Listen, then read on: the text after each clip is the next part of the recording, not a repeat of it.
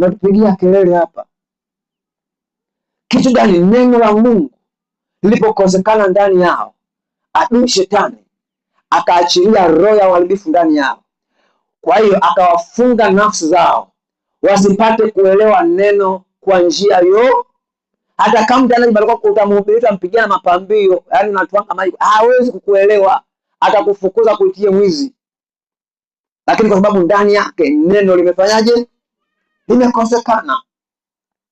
Wengine wanasema hivi, kwa Mungu huwezi kutajirika, kwa Mungu utatafuta sana uweze kupata. Tumedanganywa hivi.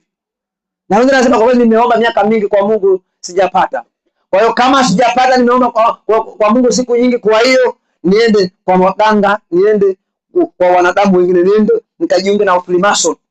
Maana nikienda kwenye Freemason, nikienda leo nikajiunga siku ya kwanza, nikirudi ya pili pesa ziko mfukoni. Pesa ziko wapi?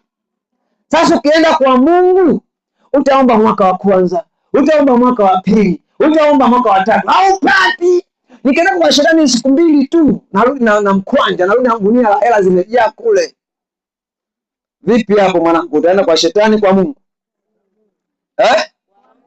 Na maisha yatakupiga hivi, yaani umekaa njaa wiki.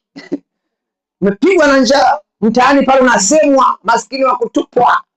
Yaani kila mtu anakuzomea tu, kila mtu akikuona tu anakudharau. Hapo mwanangu, fursa hiyo hapo mwanangu.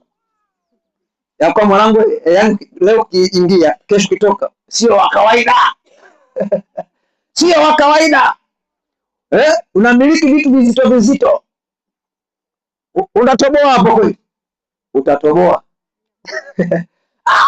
Kamuulize Petro. Kamuulize nani? Petro anamwambia hivi, Yesu anasema hivi, Yesu niko pamoja na nani? Na wewe. Hadi msalabani wa kidogo, hadi kaburini kule gerezani, tuko pamoja na Yesu. Wewe tuko pamoja na wewe siku zote, moyo mkamate Kristo. Yesu anasema hivi, wakikupeleka gerezani lazima tuko nyuma yako, tuko na wewe. Kamuulize Petro, ndani ya masaa mawili matatu ya baadaye akapinduka. Petro akafanyaje? Akapinduka, akaanza kumkataa.